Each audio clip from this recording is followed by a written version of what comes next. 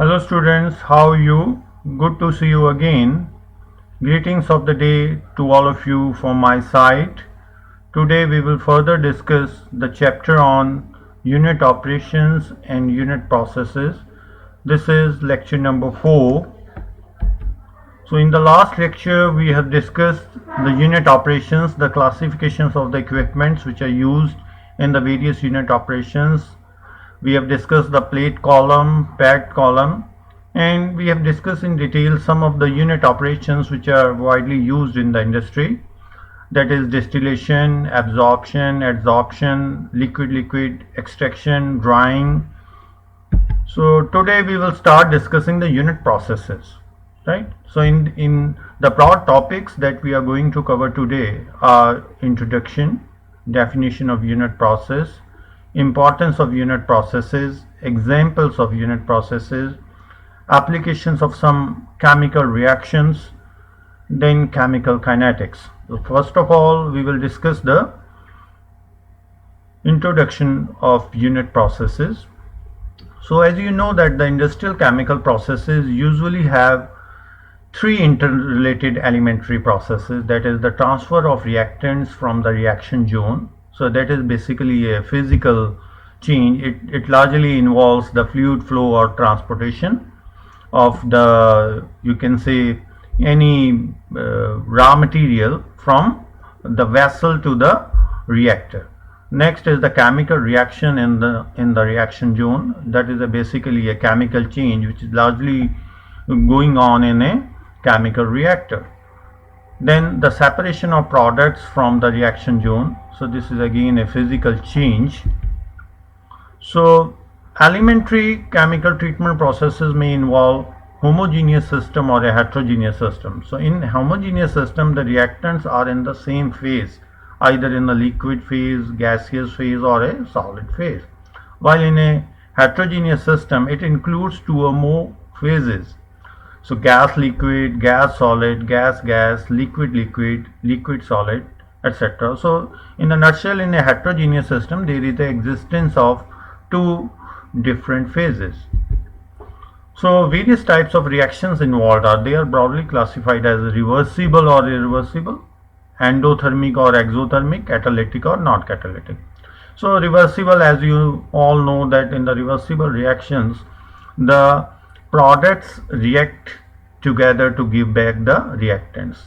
So while in irreversible reactions, the products do not react with themselves to give back the reactants.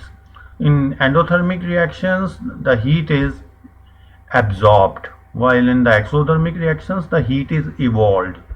While in catalytic reactions, these are the reactions which takes place in the presence of a catalyst. Non-catalytic reactions, these are the reactions which do not require any catalyst. The various variables affecting the chemical reactions, these include temperature, pressure, composition, catalyst activity, catalyst selectivity, catalyst stability, catalyst life, rate of heat transfer, rate of mass transfer. These are the transport phenomena which are useful in the study of unit processes also.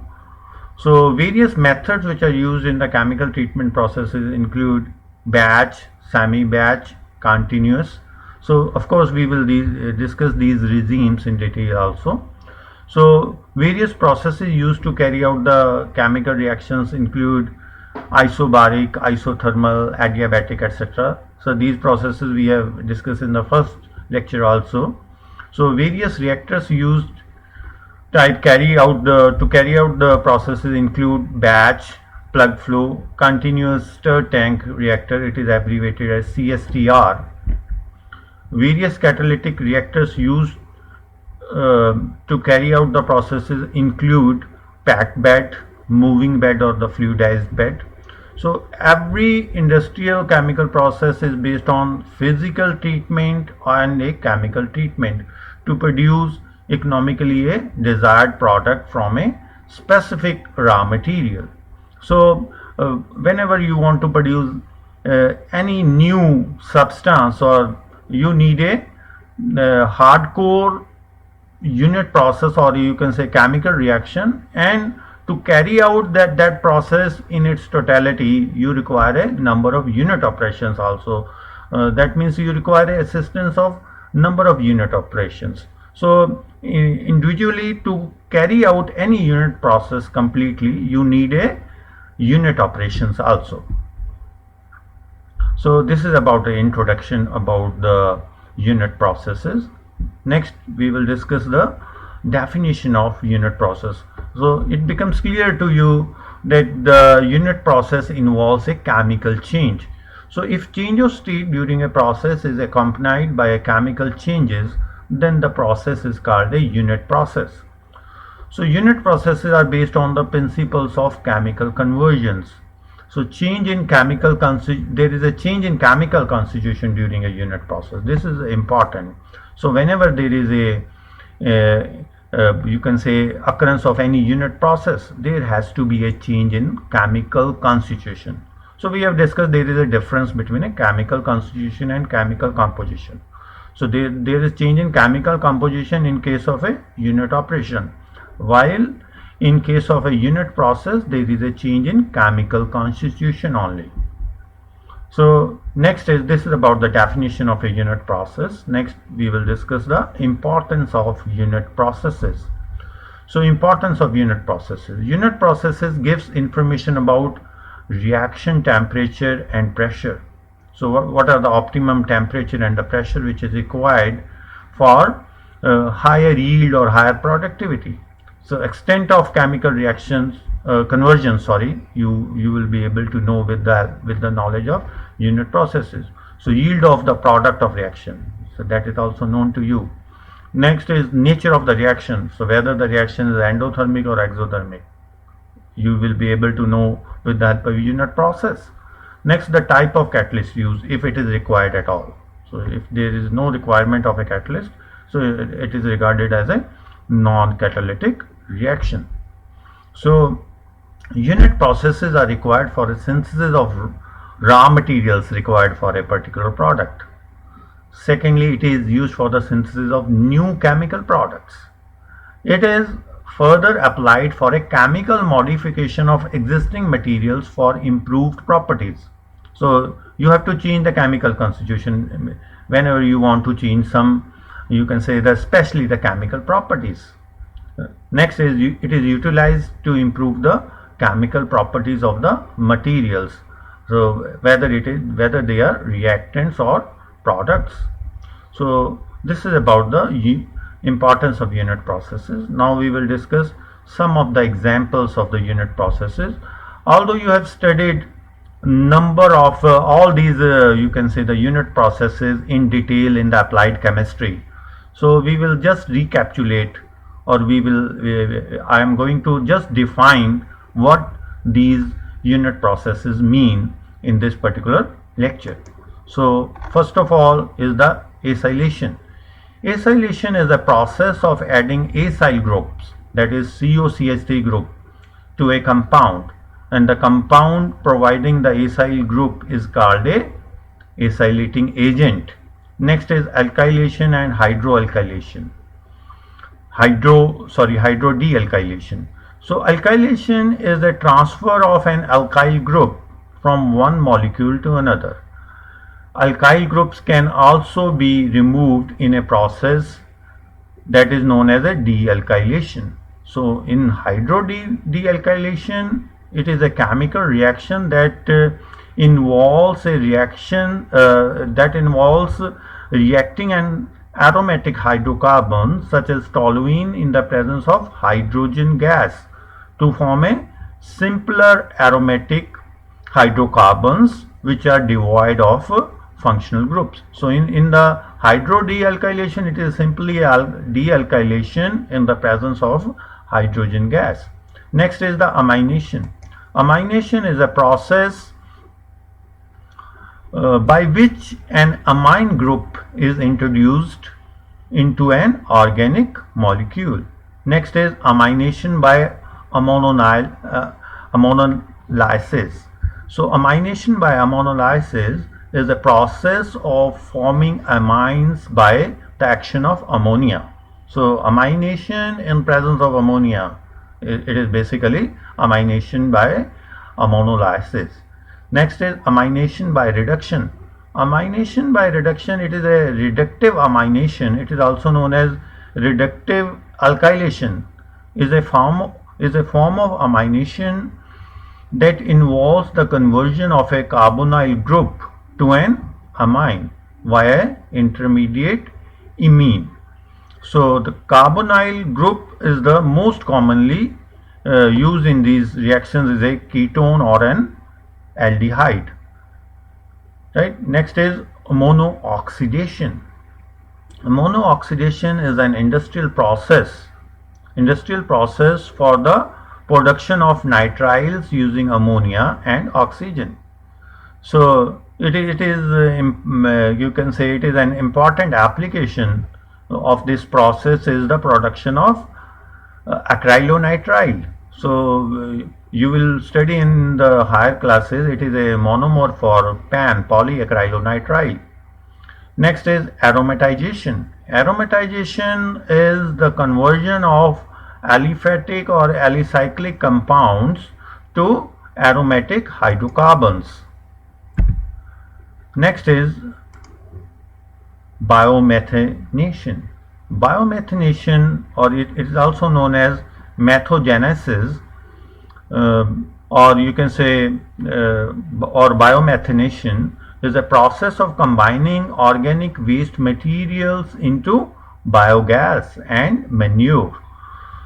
So manure is basically a biofertilizer. Biomethanation is a process by which the organic material is microbiologically converted under anaerobic conditions to biogas. So three main physiological groups of microorganisms are involved, that are fermenting bacteria, organic acid or oxidizing bacteria, or methanogenic bacteria. Next is the calcination. Calcination is a process which involves the heating of matter to high temperatures in air or oxygen.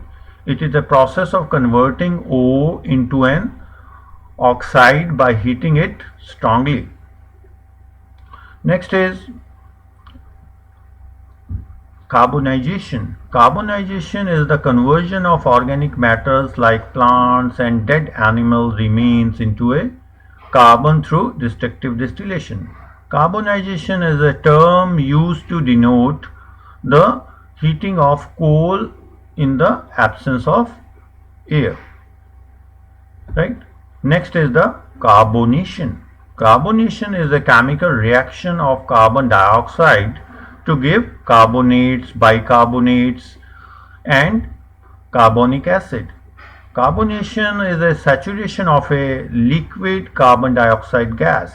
So your beverages are mostly the carbonated beverages like Coke and Pepsi, all these are the carbonated beverages. So in other words, it is a term used to describe the dissolution of carbon dioxide gas in water utilizing pressure and temperature. Next is the casticization. Casticizing is a reaction in which sodium carbonate in green liquor reacts with calcium hydroxide from the slaker to form sodium hydroxide or calcium carbonate. Next is chlorination and oxychlorination. Chlorination is a process in which chlorine is introduced, or you can say the chlorine molecules are introduced into any other substance. Chlorination of an alkene by electrophilic addition of chlorine. So chlorination of benzene ring by electrophilic aromatic substitution. So water chlorination is also done. So water chlorination is the process of adding chlorine or the chlorine compounds such as sodium hypochlorite to water. Next is oxychlorination. Oxychlorination is a process for making carbon chlorine bonds. So in contrast with the direct use of chlorine, oxychlorination uses hydrogen chloride in combination with oxygen.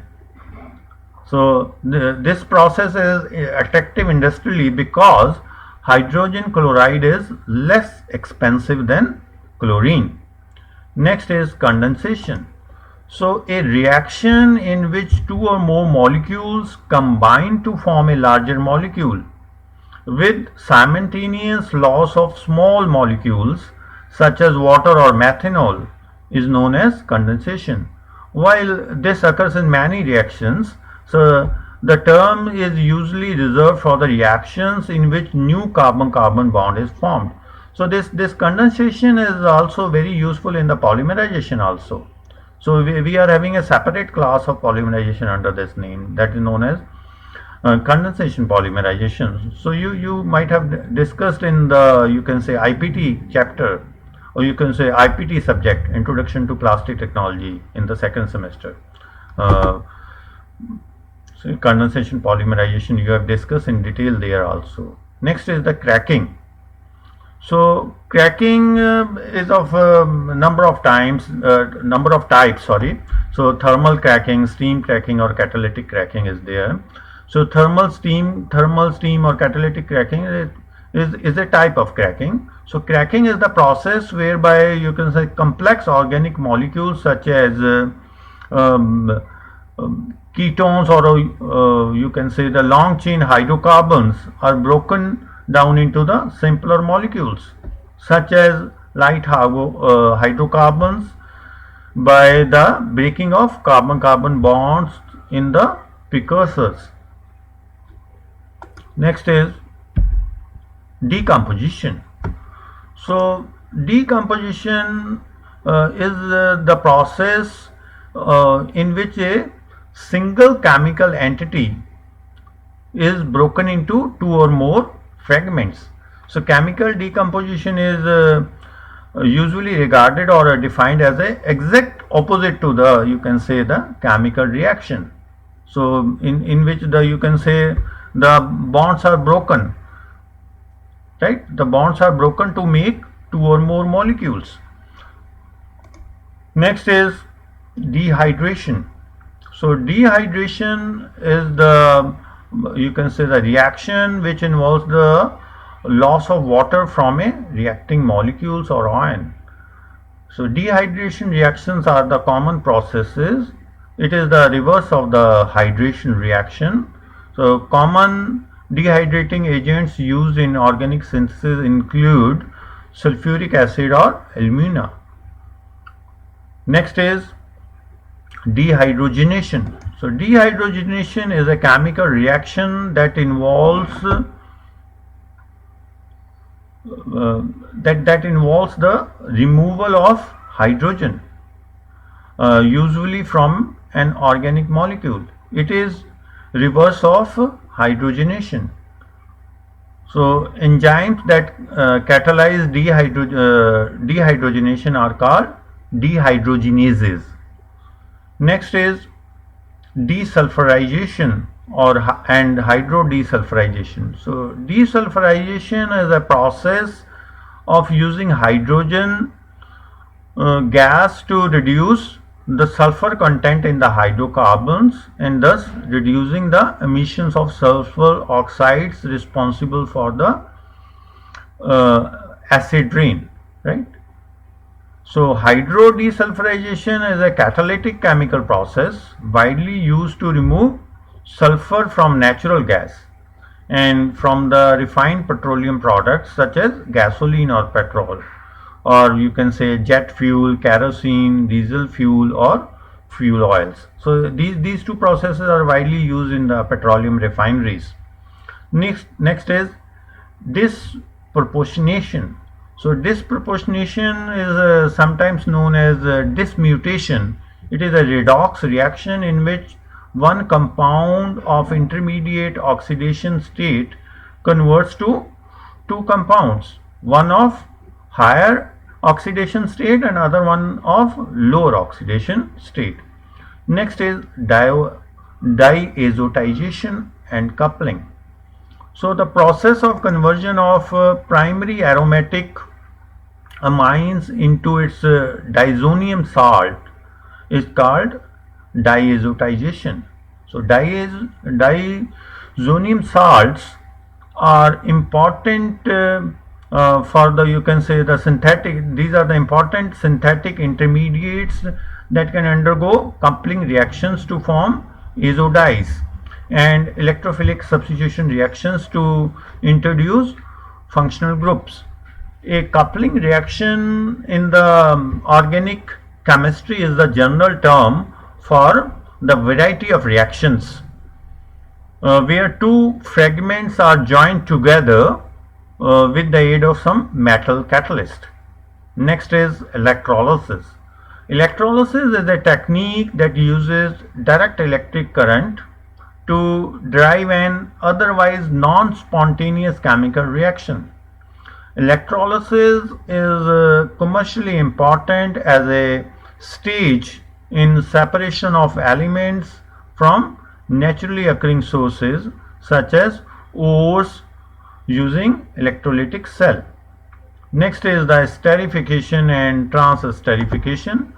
Esterification is any reaction or typically between an fatty acid and alcohol that results in the production of an ester, while transesterification is a reaction of an ester with an alcohol in order to replace alkoxy groups. It is used in the synthesis of polyesters and the production of biodiesel. Next is etherification. So etherification is related to the, you can say, the production of ethers.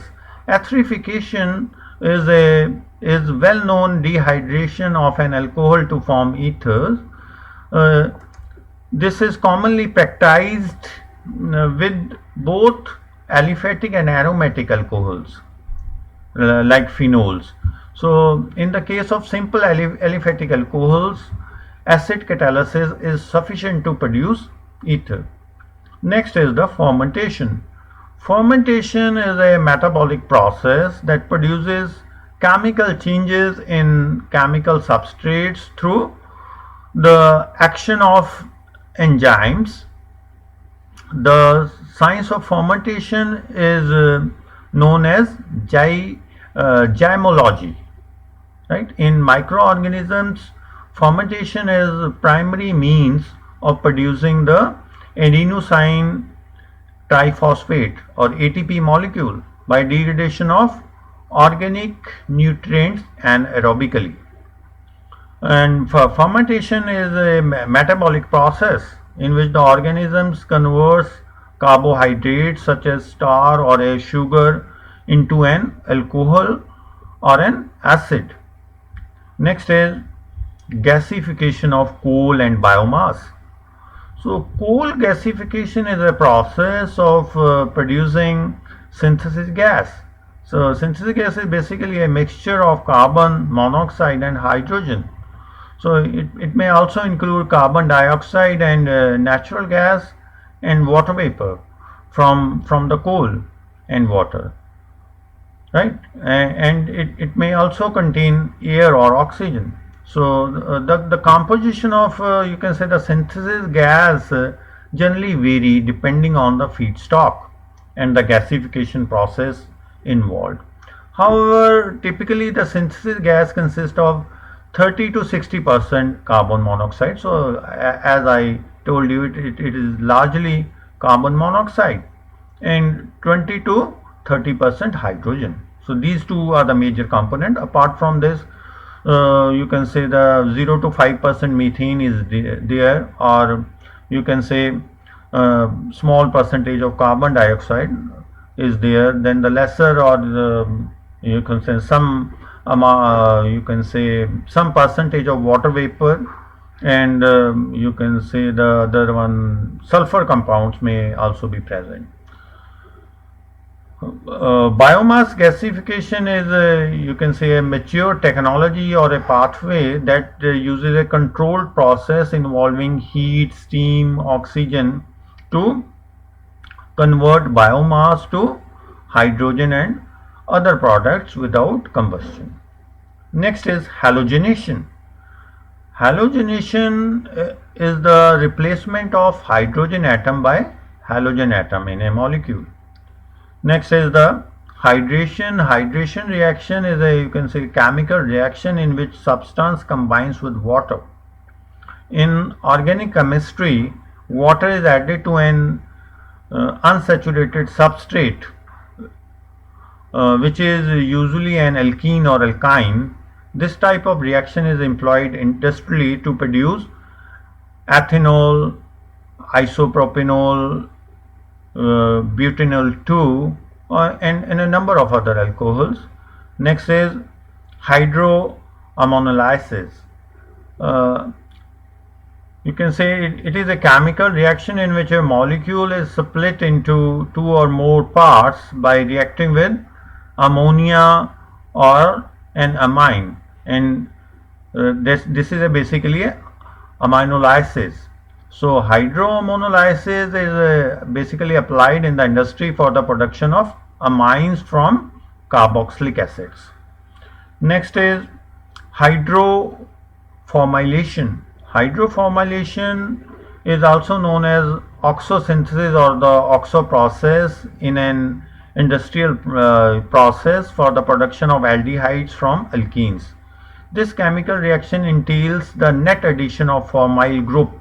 So formyl group is basically a CHO group or parent aldehyde functional group, and a hydrogen atom to a carbon-carbon double bond.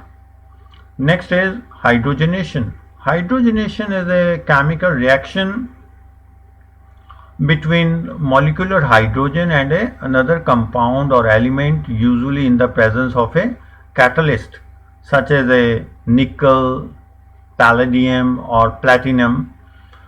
Right? The process is commonly employed to reduce or saturate organic compounds. Hydrogenation typically constitutes the addition of a pair of hydrogen atoms to a molecule, so often an alkene.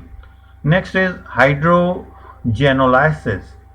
So hydrogenolysis is a chemical reaction whereby carbon-carbon or carbon heteroatom single bond is cleaved or undergoes lysis. Lysis means it is broken down into a simpler compounds by hydrogen. Next is hydrolysis. Hydrolysis is a chemical reaction in which a molecule of water ruptures one or more chemical bonds.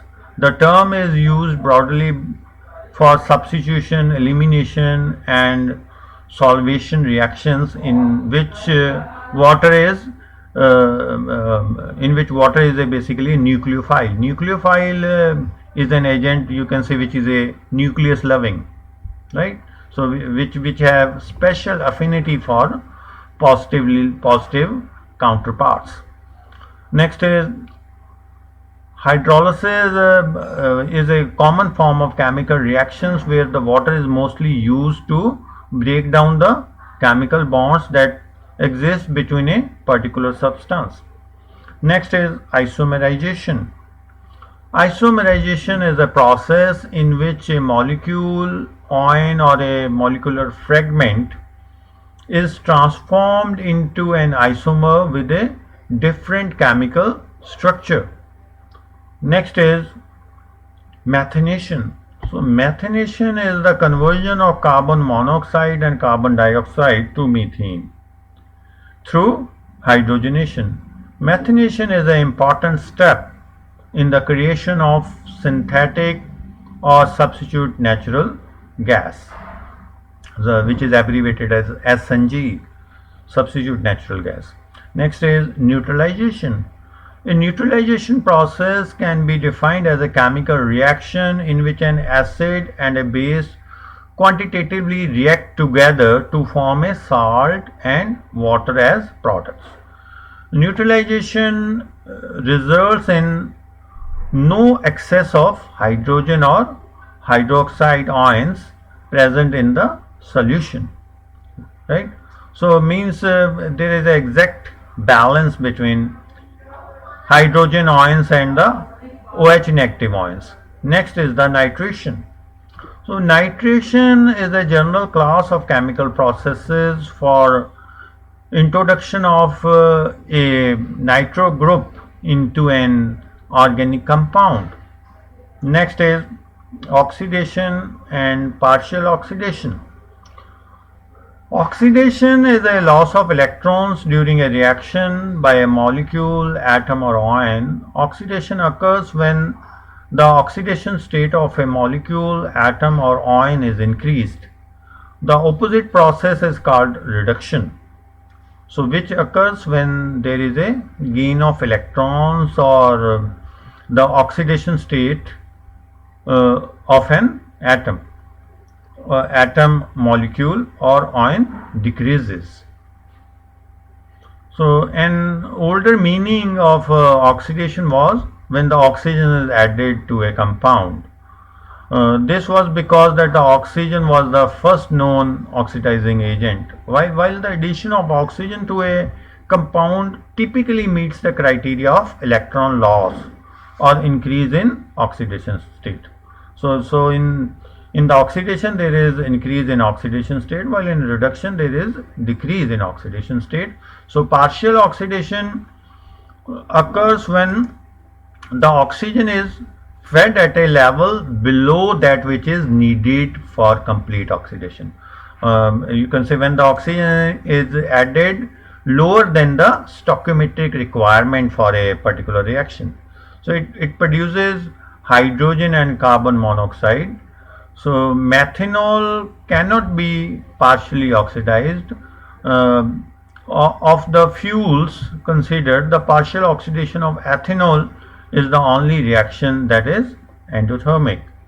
Next is the polymerization. So you have studied this polymerization in detail in Introduction to Plastic Technology subject of second semester also. So as you all know that the polymerization is any process in which relatively small molecules, which are known as monomers, combine chemically to produce a very large chain-like or network molecule called a polymer. The monomer molecules may be all alike, or they may be of two or more types, right? Next is the pyrolysis.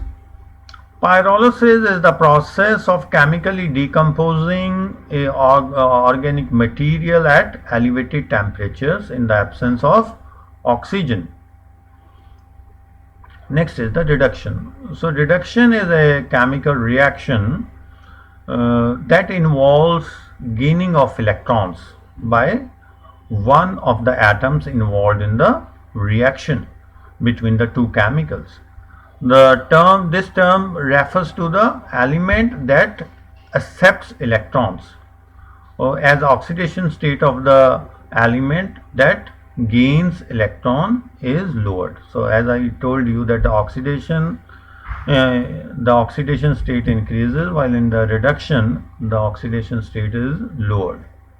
Next is the reforming. So reforming is a processing technique by which the molecular structure of a hydrocarbon is rearranged to alter properties. The process is frequently applied to low quality gasoline stocks to improve their combustion characteristics, right? Next is thermal reforming. Thermal reforming alters the properties of low grade naphthas by converting the molecules into those of higher octane number by exposing the materials to high temperatures and pressures. And another type of it is the catalytic reforming. Catalytic reforming uses a catalyst, usually platinum, to produce a similar result as of this thermal cracking. So it is mixed with hydrogen, naphtha, and the mixture is heated and passed over the pellets of the catalyst in a series of reactors under high pressure, producing high octane gasoline. So these reforming processes are widely used in the petroleum refining, just to improve the quality of petrol, or you can say the gasoline. Next is the sulfation. Sulfation is the act of treating something with sulfate, right?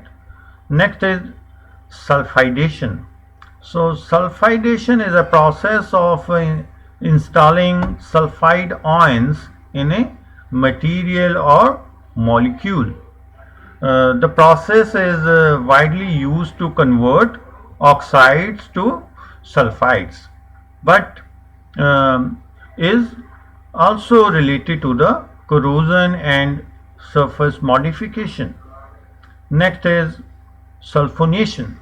Sulfonation definition. This is the process of attaching a sulfonic acid group, that is SO3H, directly to the carbon in an organic compound. Next is the xanthation.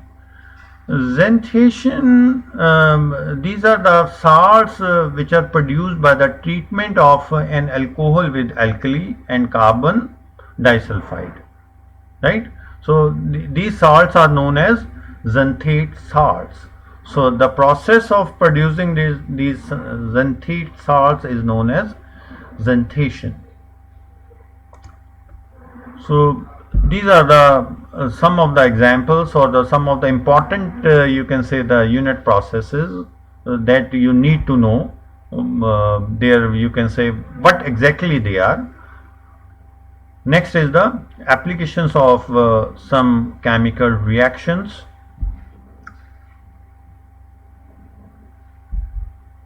So here are the some of the applications of the chemical reactions. The first of all is the Fischer-Tropsch process.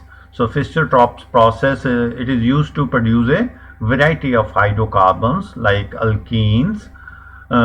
It involves a series of chemical reactions like hydrogen and carbon monoxide reacts together to produce a series of hydrocarbons, which are basically the alkenes. So it is largely used for the production of alkenes like ethene, propane, butane, etc. Next is the Friedel-Crafts reactions. So in these reactions, the substituent is attached to a aromatic ring. So as you see in this slide, that it is a particular example in which the alkyl group is you can say the attached to the aromatic ring, that is a benzene. Next is the Bachmann rearrangement. No, sorry, not it is the next is the oxosynthesis reactions. So these are the reactions in which the mixture of normal and isoaldehydes get produced by utilizing the synthesis gas that we have just discussed, that is a mixture of carbon monoxide and hydrogen, and the olefinic hydrocarbon as reactants. So it is a exothermic process. In this process, under the you can say the favorable conditions of temperature and pressure, the required you can say the aldehydes are produced. Next is the Hofmann process. So in this process, the organic you can say the compound, this is basically the amide is converted into a primary amine. So primary amine, as you know, that is a amine which is in which the amine group is attached to a primary carbon atom. So primary carbon atom is a carbon atom which is attached to a which is further attached to a single carbon atom. So as you see in the Hofmann process, that the amide is converted into amine. Next is the free radical reaction. So any chemical reaction in which involving free radicals. So you are having a free radical polymerization also for producing a number of polymers. So in this, the free radical is generated from the radical initiators such as peroxides or the azo-based compounds. So radical reactions are the chain reactions with chain initiation, propagation, and termination steps. And free radical reactions are used in the many organic synthesis, especially in the polymerization reactions also. It is specifically useful in the polymerization reactions. Next is the Bachmann's rearrangement. So Bachmann's rearrangement is the acid catalyzed rearrangement of an oxime to an amide, which is developed by a German chemist. So it is a typical example. Here is a typical example of the Bachmann's rearrangement, in which the caprolactam is produced from cyclohexanone. So cyclohexanone is converted into a caprolactam, right? So caprolactam is nothing but a amide. So this caprolactam is a monomer which is used for production of nylon 6. That is a polyamide basically. Next is the Wacker process. Wacker's process is similar to the hydroformylation, and it is used for aldehyde compounds. So here is a typical example for producing the acetaldehyde from ethylene, right, using platinum catalyst. So these are the some of the applications of some of the applications of the unit processes, or the involving some chemical reactions which are widely used in the industry, whether it is in the production of the monomers for the, you can say, polymerization like caprolactam, and for free radical polymerization some of the processes are also used, and some of the reactions that we have already discussed is widely used for the synthesis of number of monomers, right? So this chemical kinetics part we will cover in the next lecture, and any doubts you can raise it from the in my WhatsApp number or in my email, right? Thank you. This we will start from next lecture from the chemical kinetics.